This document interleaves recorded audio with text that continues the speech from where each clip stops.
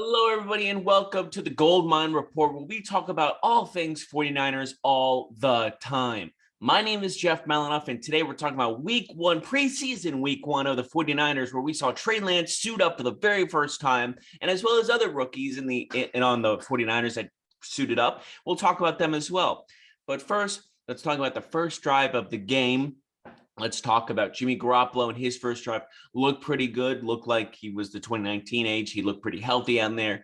Had a couple of passes in there. I mean, we're not supposed to expect to see much of him in the preseason, obviously. Why? Like we just didn't see any of the George Kittle. We didn't see any of Trent Williams. We didn't see any Fred Warner.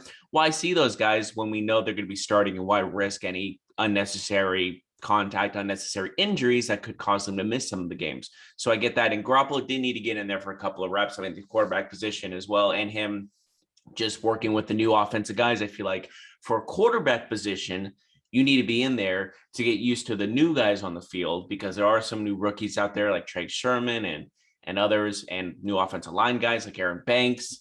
And you just need to get used to those guys on the field, get a chemistry with them. So Garoppolo being there for the first drive of the game was a smart decision, obviously. Same thing with Patrick Mahomes on the Chiefs side. But regardless, I thought Garoppolo looked pretty solid for his first drive of the game, his only drive of the game. I thought it was pretty good. And for the defensive side, I thought they played really well too. I liked how the rookies played on that first drive against Mahomes.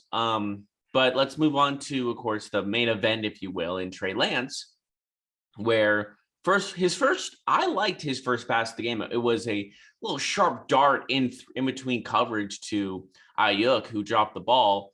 But I liked how he was not afraid to get out of the pocket, or not afraid to make moves, Trey Lance did. I thought he had a good first throw, and then his second throw was that 80-yard bomb to Sherfield. But, I mean, it was a pretty easy throw to make. No disrespect intended, but how he got there was impressive. He's really good at that play action fake. And of course, when that play action fake happened, all the offensive line shifted to where the running game was. So a great fake by not just Trey Lance, not just the running back, but the offensive line made a great fake as well to shift and to really go in, like make it look like a running play. And then Trey Lance had all day and makes a fantastic, perfect throw to Sherfield, who runs 80 the rest of the way for a touchdown. So he did pretty good for that big time throw. In my opinion, I think probably his first read was probably going to be Ayuk on the under route, but he probably went to a second read, which was Sherfield wide open. I could be wrong. Sherfield could have been the first option in that play, but I liked he went for the deep ball and it worked to perfection. 80-yard pass, 80-yard touchdown. So Trey Lance gets his first little taste of a touchdown in the NFL, which was good. But that was really his only kind of thing after that, unfortunately. And I wouldn't really say it was his fault. I mean, he's still getting used to the NFL system. North Dakota State to NFL is still a big jump, obviously, and not only playing a game last year. And a big thing was the offensive line kind of crumbled. It wasn't the starting offensive line, obviously. It was still a lot of rookies getting in there, and a lot of guys who are new signees, undrafted free agents, that kind of thing. So like Aaron Banks kind of struggled, their second round pick, but he still has Tanner Marinate. He did leave with a shoulder injury, but it doesn't seem too serious. No really word of it after that. So I think it's nothing that big of a deal to worry about. But he got sacked a couple of times, well, more than a couple of times, Trey Lance did. And so I'm not sure if he was just not going to try to make too many moves and risk injury, or if Shanahan said, hey, if you're getting a sack, just go down, don't risk anything. It's a preseason game kind of thing. But he got pressured a lot and he had to make some moves. And obviously having to get pressured like that constantly to the defensive line of the Kansas City Chiefs was pretty tough for him. But I think it was a kick in the teeth that he kind of needed. Like, it's going to be different throughout the season. It's going to be challenging. It's not going to be North Dakota State where you're going to win all the time and be dominant all the time. You're going to get a beat down sometimes, and it's all about you getting back up and just learning better and taking responsibility and just moving on, keep moving forward. And I think that's what he was doing. I saw a good body language from him. It wasn't like he was kind of like down, sure, but he wasn't pointing fingers or anything. He was just kind of just, all right, let's go there. Let's look at the tape. Let's go from there. And I just saw a lot from him. And I like the bond between him and Garoppolo. Garoppolo, like when he scored that 80-yard touchdown, was the one that was going nuts almost the most. And you love that kind of bond between those two quarterbacks. And Garoppolo has that leadership quality that you just follow. So I think Trey Lance is in good hands with Garoppolo and Shanahan.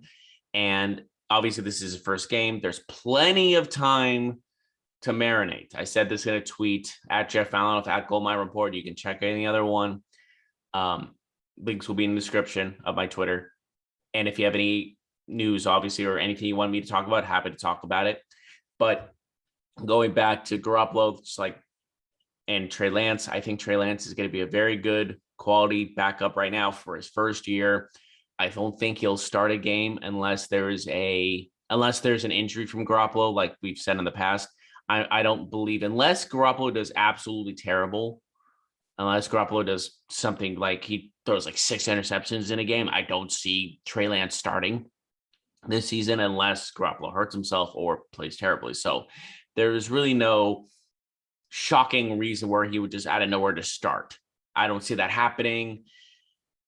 But Trey Lance is going to be the backup for this year. I think it's the best thing to do. Every quality quarterback, Mahomes did it. And so Mahomes did it. Aaron Rodgers has done it. These other quarterbacks in the past have done it. So I think we got to give him time to marinate and just be patient. That's all I've been saying for the last, since we drafted him. We got to be patient with this guy. He has the intangibles. We just have to wait for them to really come together. But moving on to the defensive standpoint, the rookies, Telefunga had a pretty solid game.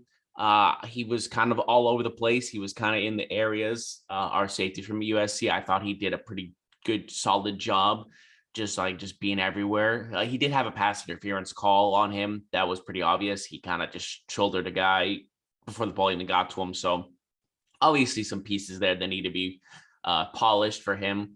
But I liked what I saw in him. And then Lamore, who got his interception.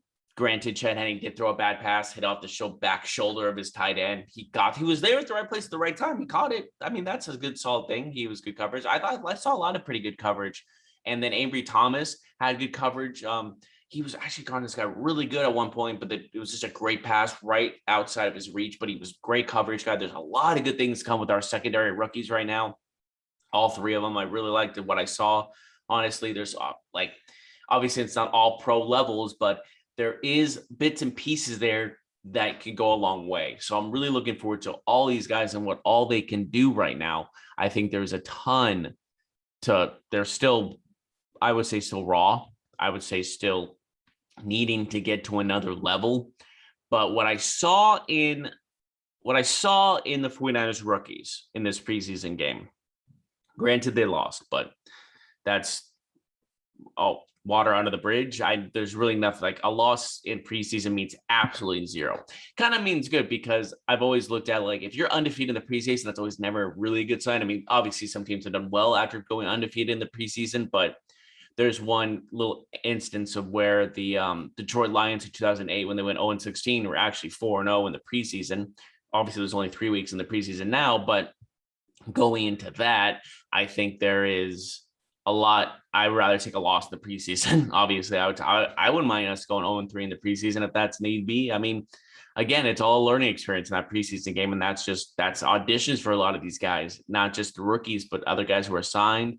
And of course, the 49ers, in the midst of their preseason game, signed Michael Kendricks to a contract, the guy who was busted for insider trading.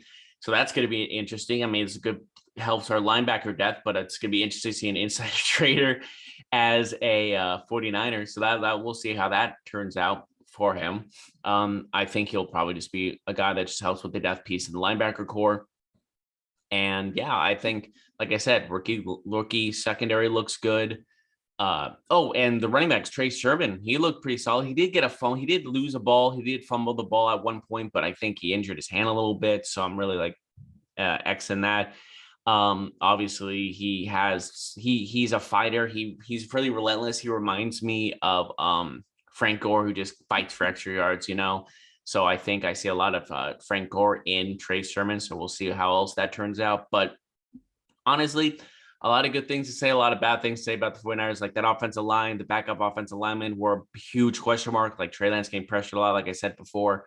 But I mean, there's not much to go on in that first week. So we'll see what happens next week in the preseason. I'm just giddy and anxious for that week 1 game to happen, but we still need to find out what these rookies can do and how they help out the defensive and offensive side of the ball, and see if we can get back to that Super Bowl that we've been craving for the last 2 years. Well, granted, the last 25 years, but whatever.